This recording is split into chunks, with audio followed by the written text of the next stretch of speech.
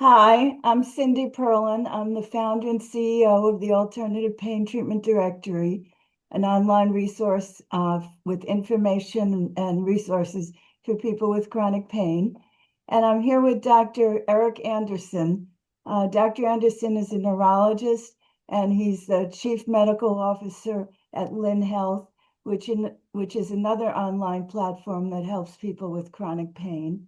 And he's also the author of How to Relieve Chronic Pain Without Opioids. So thank you, Dr. Anderson, for joining me today. Can we talk a little bit about your personal journey? What you're doing now is very different from what conventionally trained neurologists do. Sure. Yeah. So my background, as you mentioned, is in neurology. I did my training in neurology. I did my MD and my PhD with a focus on neurophysiology, which is essentially how the nervous system processes yeah, information and breaks down signaling at a fundamental level. And I've been a fellow of the American Academy of Neurology for a number of years as well. Um, and before joining Lin Health, where I am now, I've spent a significant part of my career building specifically telemedicine infrastructure for neurology, including work on how to deliver specialist-led neurological care to patients who had never had access to it. And personally have provided care across more than 36 states and over 240 hospitals virtually in high risk emergency settings, mostly around stroke and epilepsy, seizures, that kind of thing. And I think that experience really shaped how I think about care delivery in general, specifically that geography and logistics should never be the reason that someone does not get the right treatment. And so, what drew me to Lin Health and this type of behavioral approach was the evolving science and the evidence for what we do at Lin is genuinely compelling. And for most of my career, I'd never seen that in the chronic pain space. So I think, the way I look at it in my journey into where I'm at here is that, neuroscience and neuroimaging have fundamentally changed how we understand the process and the manifestation of chronic pain over the last couple decades. And we know now that for a large proportion of people, persistent pain is not a signal of ongoing tissue damage.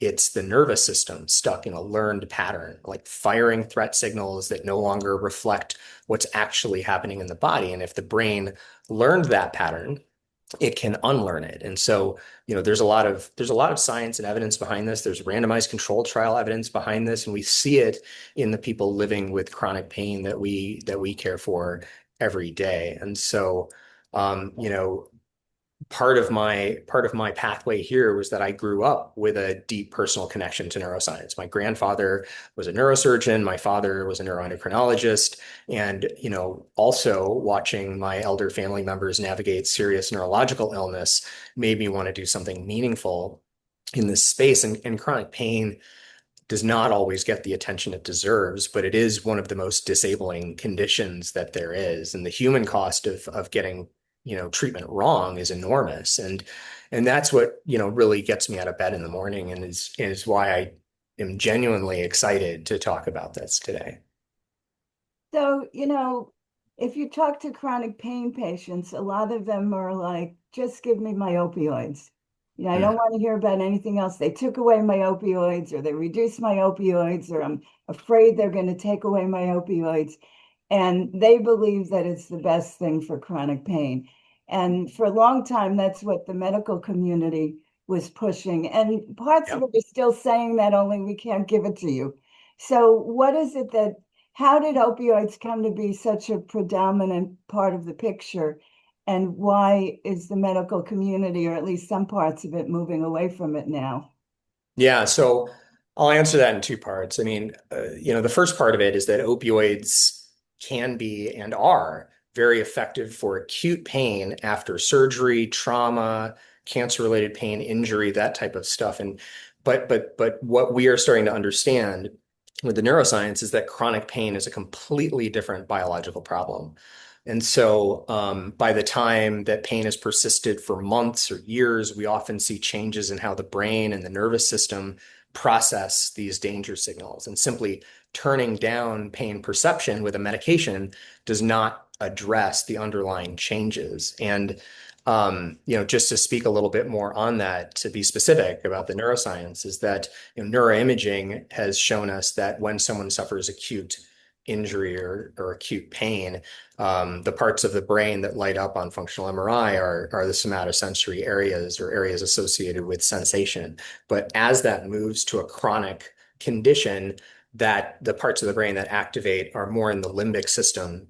And that's associated deeply with contextual drivers like emotion and stress and trauma and other things like that. So chronic pain is a very different thing from acute pain. And I think that, to your point, many people are surprised to learn that the evidence supporting long-term opioid therapy for chronic pain is far less impressive than most people assume. And we have decades of experience showing the risks, including tolerance, dependence, opioid-induced hyperalgesia, falls, cognitive impairment, and overdose. And what we don't have is strong evidence that opioids consistently restore long-term function and quality of life for people who live with chronic pain.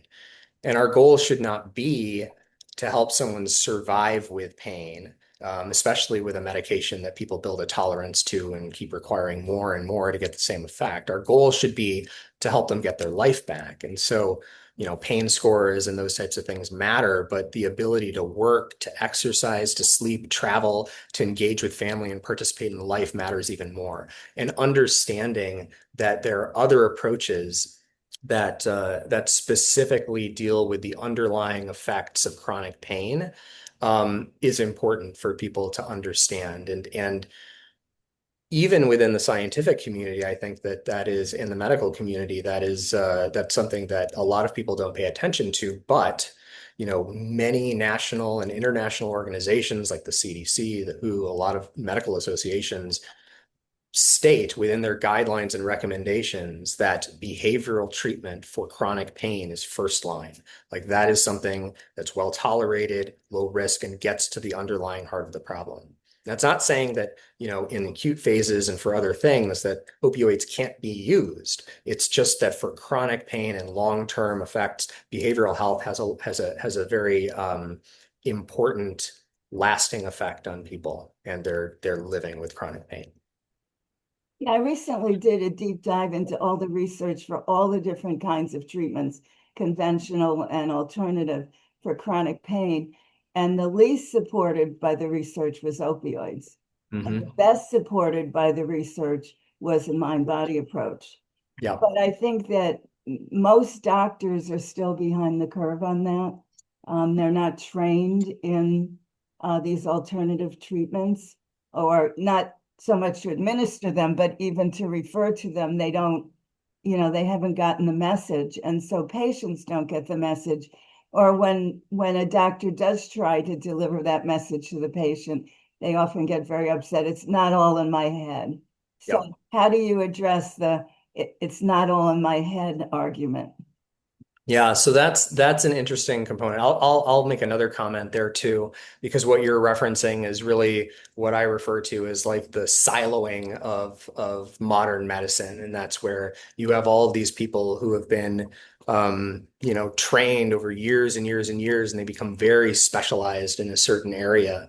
And so, and myself included, like I've certainly been part of that as well. And I think what ends up happening is that when someone comes in with things that are kind of outside of someone's scope that has become so narrow, they're very easily just push them off to something else, do something else, and don't know or don't have the time to address things, 100%. And so there is a lot of pushing off within that.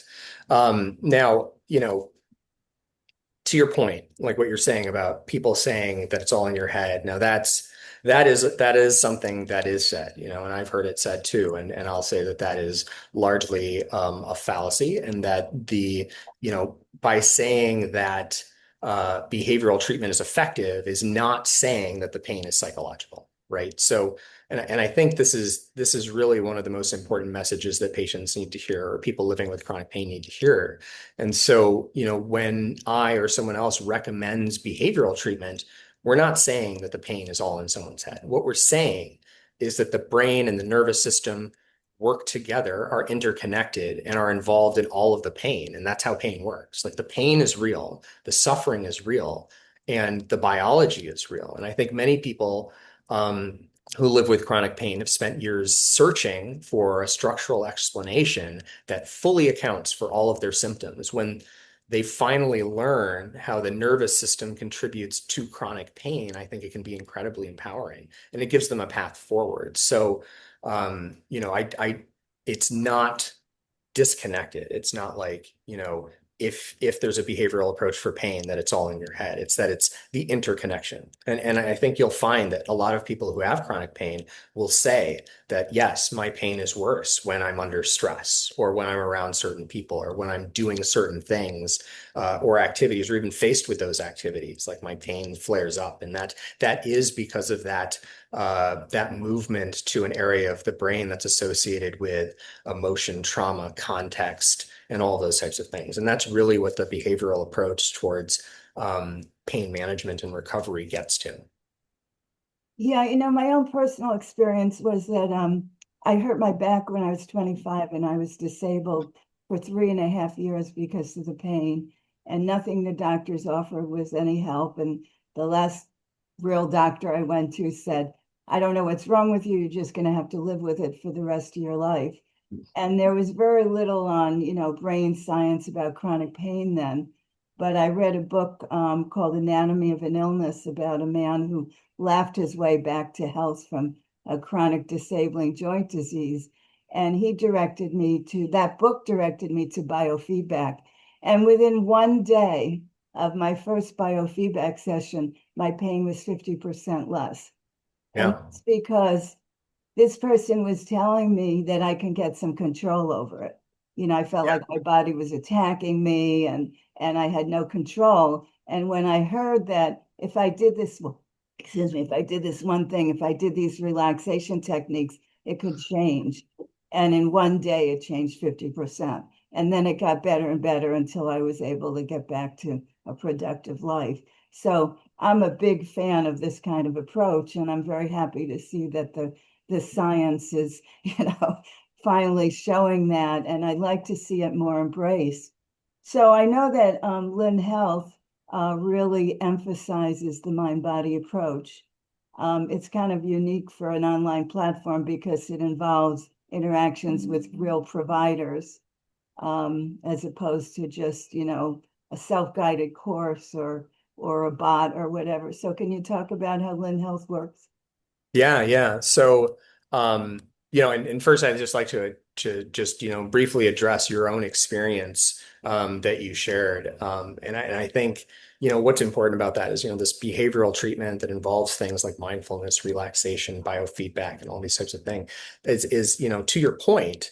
And I would say that, likely the person that you dealt with it was outside of their scope. They didn't understand it. And often when people don't understand something, or it's outside of their scope, they either dismiss it or they push them off. And so, and I think, to your point is in your experience, behavioral pain treatment is not about like convincing people that, their pain is imaginary, like, which is what someone, clearly tried to explain to you. It's about helping, retrain a very real nervous system that's become overprotective. And we know, again, like I mentioned before, from modern neuroscience that, thoughts, emotions, stress, fear, attention, sleep, movement, all of these things influence pain processing in the brain. And so, these behavioral approaches, I think, are important in addressing the root causes of pain. So, what is Lin Health, and how does it work? So we are, as you mentioned, we're a virtual program platform. It's evidence-based, specifically focused on chronic pain recovery. And so at the most basic level, what we do is connect people who are living with chronic or persistent pain to a care team that truly understands what's driving that pain and has the tools to address it. So, and I'll say that I think, the most honest description of what it is that we're trying to do is, again, to your point and kind of what's underlying the surface of a lot of comments that we've made here is we're trying to fix a very broken system for a very underserved group of people. And I'll say that the way that the program is structured is that we do have um, uh, we are invested in different types of behavioral therapies and programs. We pair people with a behavioral coach, basically a pain recovery coach, and that person also works with an array of our multidisciplinary medical team, which includes both psychiatry and pain specialists. And these are all people who are fully understand the way this works, this brain body connection, and they help form the treatment plan to be very personalized around every person who comes in. And so I think one of the main things that happens, and people will see from the reviews that we get, but it's that this relationship between this pain recovery coach and the person who's suffering with chronic pain come together. They meet formally once a week. They're available 24/7 via text and through the platform, and we provide resources and augment the plan to specifically address the issues that that particular person is dealing with. And so I'll say that the majority of people who come into the program usually start seeing benefits within a month, but most people remain in the program on an average between 3 to 6 months, and then leave with some type of durable benefit where they've learned strategies, they've gone through these types of programs, and they understand how to do things on their own and better cope and manage the pain or experiences that they're having. But we remain available indefinitely, really, to help people through crises or other issues that may pop up. But that's essentially what we do. And I think that the important thing to note is that, like, I think what Lin Health does really well is we treat the underlying mechanism, and the mechanism in most cases of chronic pain is the brain and nervous system, and that's exactly where we're focused at. Yeah, and I like the fact that you teach skills, Mhm. because the skills I learned 35 years ago, and of course I've learned some other things since, but Yeah. they're available anytime you need them. You have them to use for the rest of your life, and I think that that's very important. Um, so I think I saw on your website that some insurances are covering Lin Mhm. Health. Yeah. Yeah, depending on the state. So we're on an active mission to get coverage everywhere. And so we cover Medicare everywhere. We're in many different private insurers, more states more than others. And we're even getting into Medicaid in the majority of states as well. So, we don't, and that's part of the reason that we're a virtual organization first, is because it's so hard to find these types of resources locally, right? Like things that are built around specifically chronic pain recovery, utilizing state-of-the-art pain psychology and things like that. It's hard to find those in person. And so by being a virtual organization, we're able to bring care everywhere, essentially. So wherever someone is, if they're in a rural community, if they're in a city that doesn't have these types of resources, or there's such a long wait, we are available to help people. So I think So that's important. is there a wait for your services? Is there a wait? No, there is not. Not currently. There is not a wait. And we build to demand. We serve. We're currently involved in serving several different health systems and hundreds of clinics across the nation as well. We work with them to help treat the patients that they have, and people can find us through our website and register themselves as well. So we can meet people at any stage of their journey with pain and provide help. So I know that finances are a huge problem for people in chronic pain. So Mhm. how can people find out if their insurance will cover their care? You said Medicare covers it, Yep. no problem. So I would encourage people to reach out. Our website is lin.health, and people can, there are forums where people can contact us. We're happy to share all of the, coverage information depending on where they are and in which state. But yeah, the good news is that you know, we have continuous availability for people. So like when they're involved in the program, they have their coach. We have several formal meeting times. We have physician evaluations. We have and then they have 24/7 access to us. And the way that that billing works is that we just bill once per month, and the typical cost is essentially if we're covering with insurance, the copay is no different than if you were seeing a primary care doc for like 30 minutes is what we would charge for the entire month of service time. Wow, that's Very amazing. affordable. And if somebody has to pay out of pocket because their insurance doesn't cover it, what would the Mhm. cost be? Yeah, I think that's one where I would ask, I think it also can depend on the state and where they are. So I would ask to call in and we can return those messages and work with people to try to make, to try to make it work. Like that's our entire reason that we're pursuing all of the insurances, Medicaid, Medicare, is to make it as affordable for as many people as possible. Yeah, that's great. So can you give some case examples of some patients that you've worked with or that the Lin Health has worked with that have had very persistent pain? There's I have some inspirational stories on my website, and some of the most amazing ones are working with the mind-body connection. And there's one that was told to me by a physician, a woman in pain for 79 years. And when her trauma was addressed, she was out of pain. Yeah. Isn't that amazing? Yeah. It's So amazing. it can be very powerful. So can you give some examples of Yeah. some Let me patients?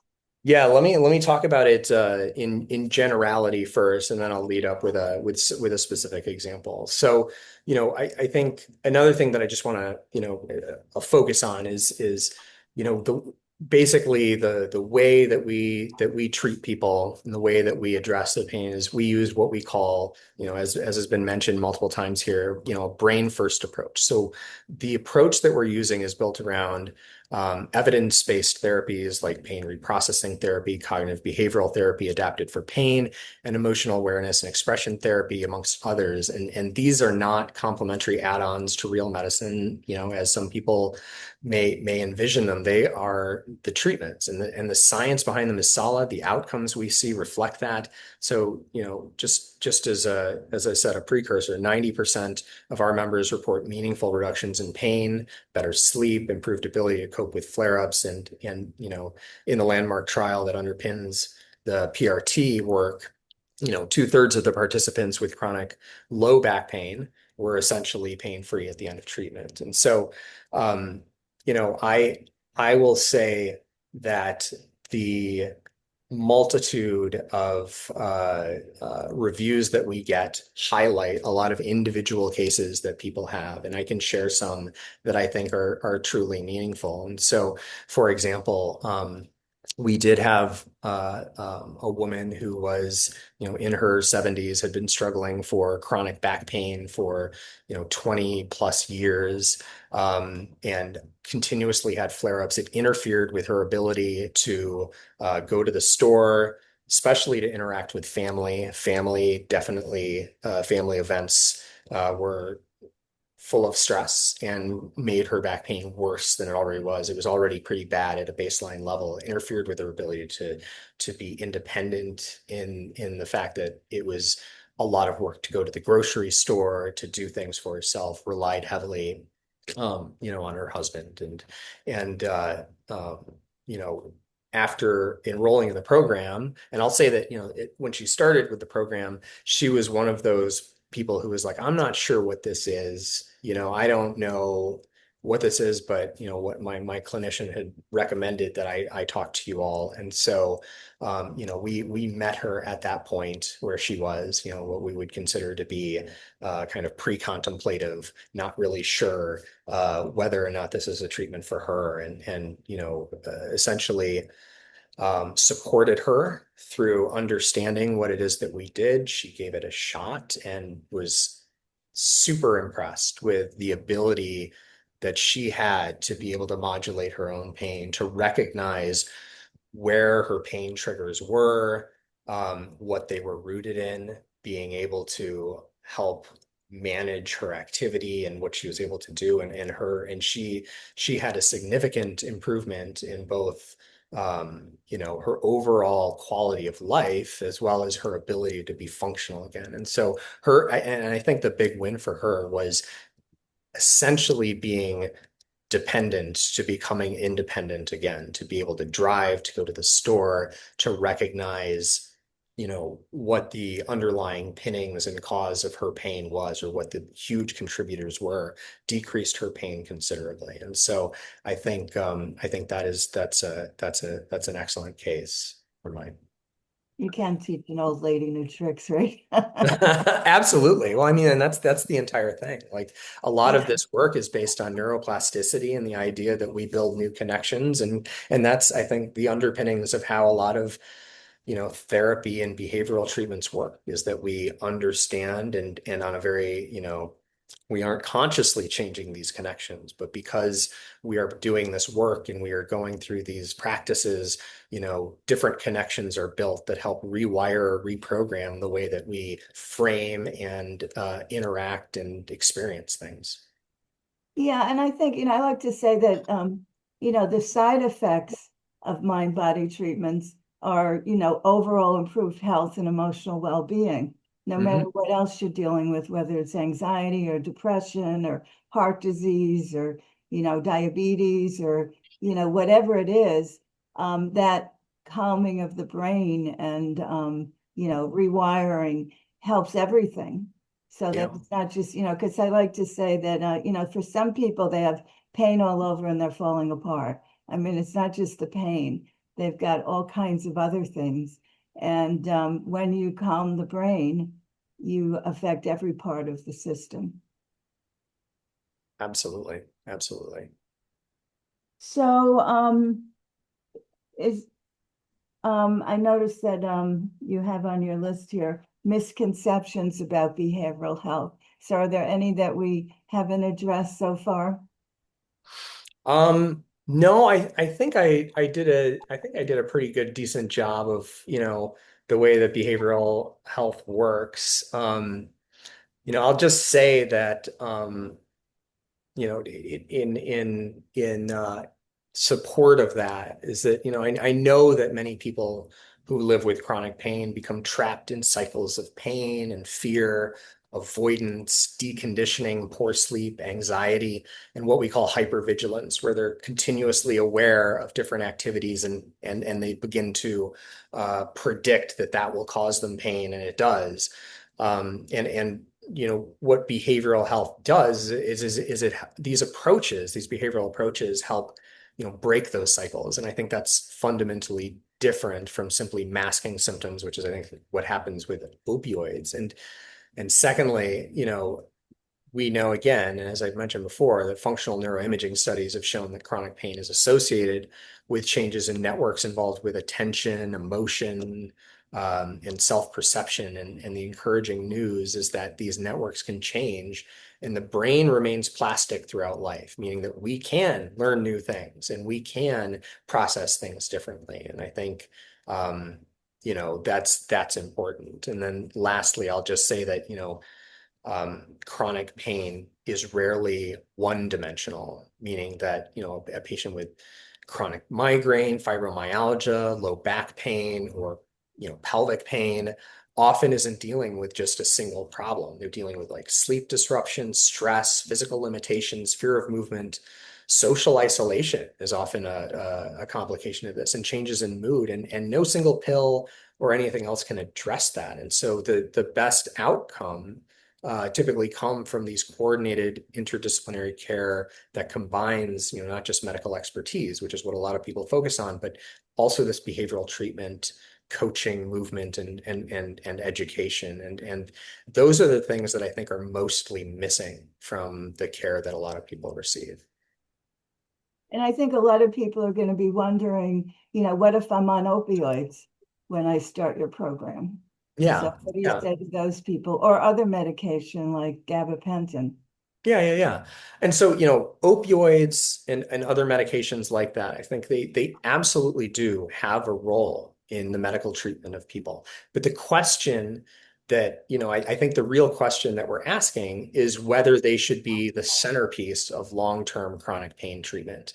And I think for most patients, and I know you've also shared like your own research regarding this, that answer is increasingly no. And the future is not replacing opioids with another pill or replacing with something else. The future is really giving patients or people living with chronic pain the skills and support that's needed to calm an overactive nervous system to improve function and to reclaim their lives. And I think that's what I would say. And so, people who come to us, and I'll just share an aside from our own data and what we know from the population that we've treated is that and we've shared this and published this at various scientific conventions. But for people who we treat, we are not actively managing, dosing, prescribing, or deprescribing any opioids, right, or any of those medications. But what we find is that when people have engaged in our program in behavioral health, approximately 26% of those people stopped using opioids altogether. And then